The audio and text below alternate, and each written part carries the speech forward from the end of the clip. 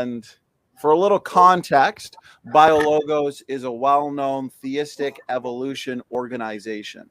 And so they do claim to be Christian, but they hold to evolution by common descent as the means to how God basically brought forth life. And so in this article, they put forth what they believe are some of the best lines of evidence for evolution. The first line that I want to read and get your response to, Ken, is they point out in the introduction here, evolution is a scientific theory supported by an overwhelming amount of evidence. What are your thoughts on that sentence? Well, I would say they would need to define what they mean by evolution, first of all, because we can't have a discussion on this unless we know what we're talking about. That's why I start off mine saying there are 6 different levels or stages to evolution: cosmic evolution, chemical evolution, stellar evolution. There is no evidence for evolution unless you mean variations within the same kind. There are 339 breeds of dogs. Are they calling that evolution? Is that evidence dogs are related to pine trees? See, the word evolution is too slippery. You have to nail it down and define it. What exactly do you mean? If they mean dogs are related to dogs in different kinds, yes. Dogs and wolves, yes, had a common ancestor. Dogs and bananas, no. But see, this first couple words are just too slippery. What exactly? And then just for them to claim it's a scientific theory with overwhelming evidence, well, that's a mantra. That's not science. Show me this evidence. I've been asking for it for years. There is no evidence whatsoever for evolution. It is a religion. They believe it happened long ago and far away. It's a fairy tale and nothing else. Tell them all I said so. Right. As creationists, Kent, we're not scared of change. So if by evolution you mean change over time, and therefore all dogs are related, they go back to a common archetype, let's say 4,500 years ago, then sure. But if by evolution you mean dogs, wolves, and banana plants are related through common ancestry, that's where we have a problem, right, Kent? That is where it's not science. They make these family trees, which are pure propaganda. I think I would agree that all the dogs in the world might have had a common ancestor. That does not prove dogs are related to bananas, which is what they claim. Look at their family trees. They've got the humans and the birds going back to a common ancestor, and the reptiles and the ladybugs and the pine trees, all going back, and the worms to a common ancestor. This is not science. This is propaganda. This is stupid. Tell them I said so, okay? Okay, I appreciate it, Ken. All right, let's go to the next sentence here, because I find this interesting. So they say some Christians fear that accepting. So notice how they like to throw in the word accept rather than believe, right? The theory means rejecting God as creator. Is that true, Kent? I'll accept anything that is true. Show me the truth, I will accept it. I accept the facts that cows can jump. I've got a video of a cow jumping over a 6-foot fence. I accept that. Therefore, if you give the cow vitamins, someday it could jump over the moon. That's their theory. Well, we see it can jump over a fence. Why not over the moon? If you give it more time. Well, we see the variations of dogs. Why not make them all come from an amoeba? Oh, if enough time. This is where they don't even see themselves. They have accepted a stupid religion, and I will accept any truth. You show me the scientific evidence, I will accept it. Nobody has shown any evidence of any animal ever in the history of the world producing anything other than what any 4-year-old would consider the same kind. God said they'd bring forth after their kind. The strawberries have been making baby strawberries since the beginning. Cows have been making baby cows. No exceptions, none. So it doesn't happen. I will accept the truth anytime. You show me the truth, I'll accept it. You show me the fact that all the mammals have 2 bones in the forelimb, I accept that. But then you want me to believe that means they're related? No. I don't accept that. I accept the fact they've got similar bones in the forelimb. I accept that. But I think that means they got a common designer. I don't think it means they got a common ancestor. Why would I want to believe that? Nobody's ever seen a squirrel produce a non-squirrel. It just doesn't happen, only in their imagination. But these family trees show all of them going back to a common ancestor. This is pure propaganda. I'm saddened that they chose to believe that. I'm real sad they want to make everybody pay to teach that to the kids in the public school. I will accept the fact they have won the battle of getting their religion into our schools exclusively. They have won so far. However, they're never going to win over all the students. I'm going to reach as many as I can with my little ministry and hope 1 million more start ministries. I hope students get in school and the teacher says, do you believe you're related to a strawberry? And they show a family tree. And the kid will say, well, teacher, the textbook says we are. And I'll answer that way on the test for you, but I don't believe it for a second. I think that's stupid, teacher. Right. Well said. It's an extrapolation fallacy. They want to take these micro evolutionary variations that we see within different kinds of creatures and extrapolate that to mean all life, including plants and animals, are related through common ancestry. And that's not scientific, as you've pointed out, Kent. And so let's have a look at what they put forth as lines of evidence for why evolution is true. And so you kind of just touched on this one, Kent. They point to forms and structures as evidence for evolution by common descent. And so here they say, when we examine the bodies of today's animals in detail, we find remarkable similarities. For example, the skeletons of four-limbed creatures, what scientists call tetrapods, are only slight variations on the same body plan. The bones are longer in some animals, and in others they are fused together, but they are arranged in the same pattern. And so basically they're looking to the homologous patterns that we see in the biological world. What's a good response to this argument, Ken? They are absolutely correct that there are many similarities, homologous, homo meaning same, there are homologous patterns in the creatures. They are correct. They are wrong to say that proves a common ancestor. They should be obviously saying the same guy designed them. I bet there are a lot of similarities between all the different products coming out of the assembly line at General Motors. I bet most of the cars and trucks have 4 wheels and they're round. I accept that. Does that prove something? Same guys are building them. It's a common design that works well.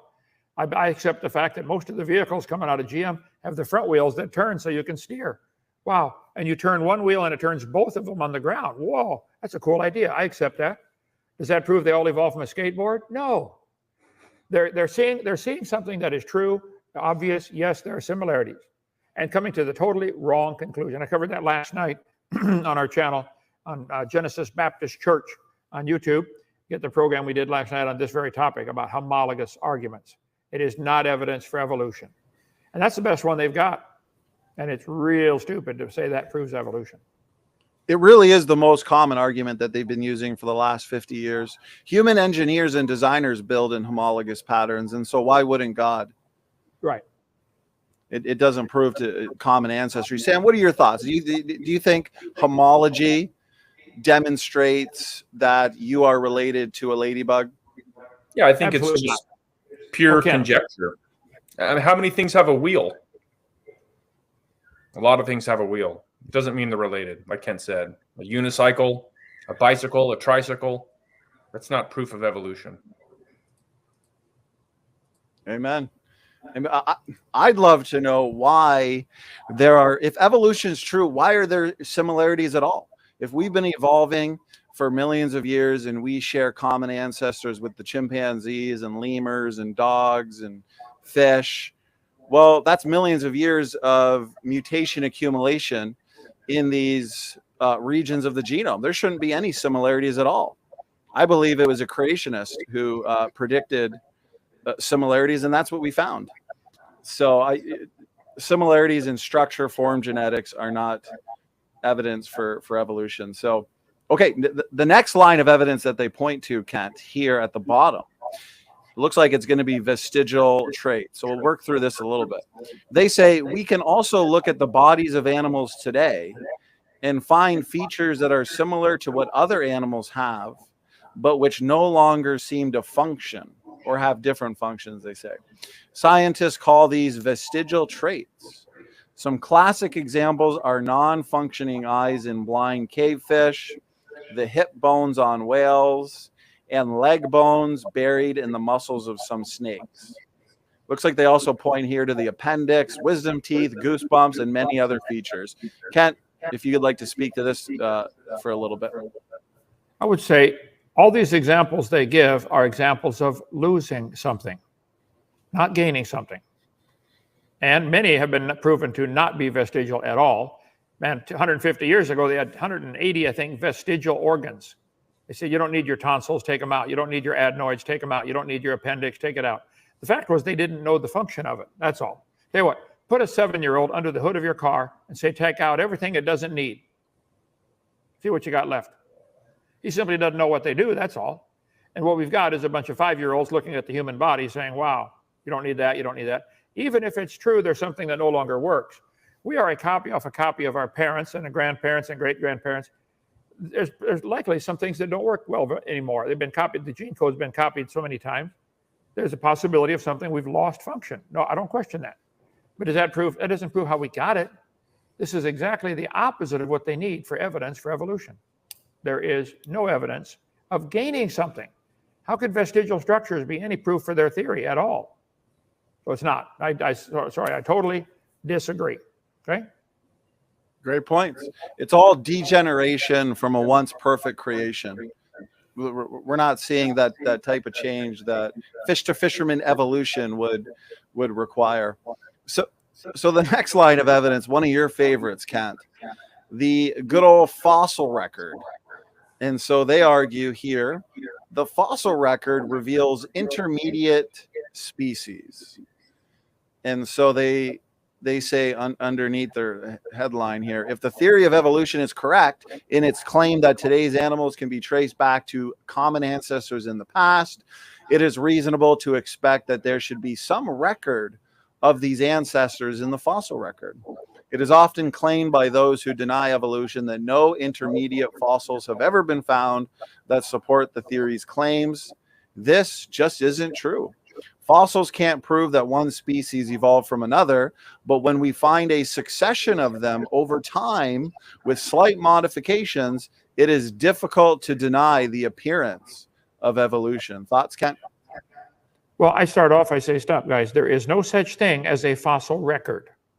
There are lots of fossils. Now, that I would agree with. I think that's evidence of a flood, rapid burial. How many fossils are forming today from animals that died? None that we know of. Nobody sees it happening today. There's not a problem finding fossils. Fossils exist by the trillions. When you find a fossil clam in the closed position, you should notice it doesn't talk. And it doesn't have a date stamped on it. All you really know is it died. You don't know it had any children. You sure don't know it had different children. Why would we think a bone from the dirt or a fossil from the dirt would do something that no animal today can do? No clam can make anything except baby clams. It's all we've ever seen. Clams make baby clams. If you wish to believe this is the ancestor of a bird, well, go ahead and believe whatever you want, but don't teach that in public school. That's not science. So I object. There's no such thing as a fossil record. I would admit there are fossils, trillions of them. I admit there are some that look halfway between different living things, but so are some animals today that look halfway between different living things. Well, they only produce after their kind. That's real science says evolution says animals produce after their kind. So, like I said, they're making a statement of their faith. I wish if they mean by biologos, talking about logos as in the word of God, I wish they'd quit blaming God for their stupid religion. Mm-hmm. Right. Again, human engineers, human designers build interesting vehicles that are mosaics. Look at the crossover SUVs or your military amphibious assault vehicles. They blend the features of a tank and something built for the sea. It's good design. And so why wouldn't God do the same? And if they find a creature in the fossil record that, like you mentioned, Kent, that seems to blend the features of two different organisms. Today, we have interesting mosaics like the platypus, right? Isn't that just evidence of a type of creature in the past that went extinct? It doesn't prove that they evolved into anything else. Right. Extinction also would be the opposite of evolution. There's something went extinct. Yeah. I bet you could find most people that have owned a car for, say, 10 or 15 years. Some things quit working. Maybe the radio doesn't work anymore. Still got the radio in there, it doesn't work. Maybe, I don't know, different things quit working. Again, that's not how they got the things. So they're giving no evidence. That's not evidence for evolution at all. Why would they put that in their list of evidences for their religion? It's not evidence. Yeah. So great points. Great points. Okay, so their next line of evidence here is biogeography. They say biogeography was predicted by evolution.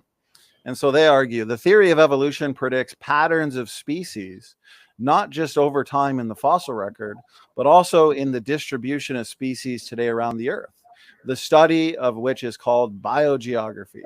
The differences between species on islands compared to mainlands provide a compelling example of evolution, because islands provide isolated habitats where there is little chance of interbreeding with mainland species.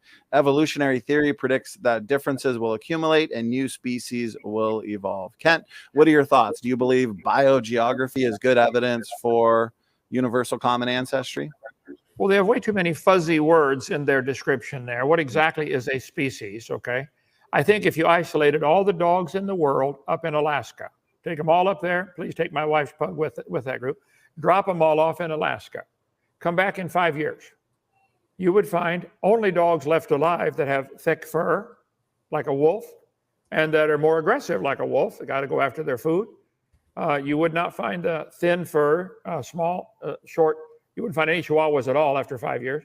So I think nature can select, and with the geology of an area, i.e. cold weather, for instance, in Alaska, will certainly select certain body types to survive.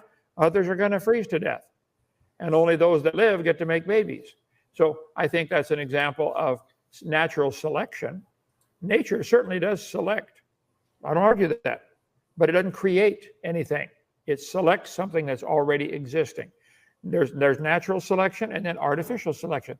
Man has decided to select certain kinds of cows because they give more milk. You got a picture of the world's record milk producer, 185 pounds of milk every day. The poor thing can barely walk.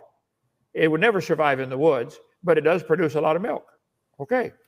They didn't create anything. They artificially selected one trait that cows already had and emphasized it. That you think you'll ever get a cow that'll give 4 trillion tons of milk a day? I think there's a limit. Is 185 pounds a day the limit? I don't know, probably getting close. They're not going to get 4 trillion tons though.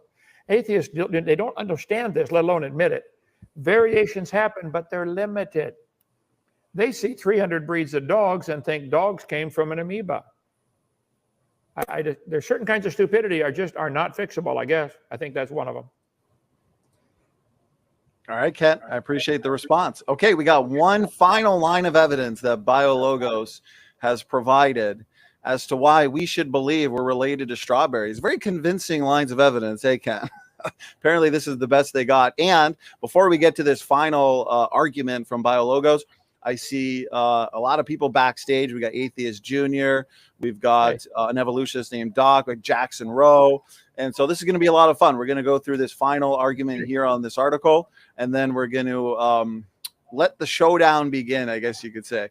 I've also got the link posted in the chat for anybody else who would like to join the show, whether for debate or simply to ask some questions. So, okay, here's the final argument, Ken.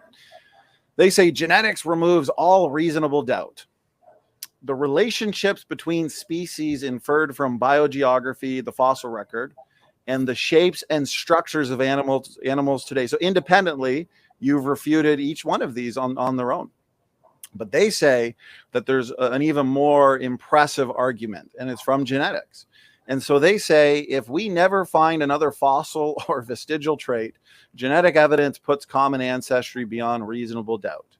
Every organism shares the same genetic code, and the pattern of shared genes we've recently discovered among species generally matches the relatedness we had concluded from the other kinds of evidence. Why don't we start with that, Dr. Dino? Shared genetic sequences in the biological world, they're saying, is evidence for common descent. What are your thoughts on that? I think an awful lot of cars today have a great amount of computer control in the car someplace. They will have an engine light that comes on your dash because the computer says, oh, the gas cap isn't on tight. Make the light come on. Oh, you got a wheel that's low on air. Okay. There's probably, I don't know how many things go to that switch, would you guess? With my mechanics here. Lots of things go to that little light. Come on. There's a computer code telling if this is wrong, turn this light on. So, you know, check your engine, do something. I would say the computer code used by Chevy and Ford and Volkswagen and Honda and Toyota has probably got a lot of identical lines of code. Does that prove they're evolving? No. It's a common code that is used to accomplish the purpose. Turn this light on if the gas cap isn't tight. Check the air pressure in the tank, whatever. So I think there are lots of lines of code in Microsoft Word that are identical to Microsoft PowerPoint. When I go to my Microsoft PowerPoint spell check, I'd be willing to bet $2 it takes me to the exact same lines of code when I go to the spell check from my Microsoft Word. What does that prove? The same guys are writing the code. And I think if a strawberry has a code, a genetic code, to tell it how to make a seed, there may be some lines of code that are identical telling the human how to make a seed. So the same guy wrote the code. This code is so complex, it's mind-boggling in its complexity. All the computer codes written by man in the history of humanity don't equal up to the code written in one seed to make a sperm and an egg and make a human. All the codes together in the world do not equal that. And they wish to believe it came by chance? I'm sorry. Genetic similarities proves a really smart designer. Right. And earlier we were talking about the shared similarities between different modes of transportation. Well, correct me if I'm wrong, the underlying blueprint to these various vehicles would also share much similarities, whether it's GM, Chevy, Chrysler. Is that right, Kent? I bet even the way that they're assembled would show some similarities. You probably start with the frame.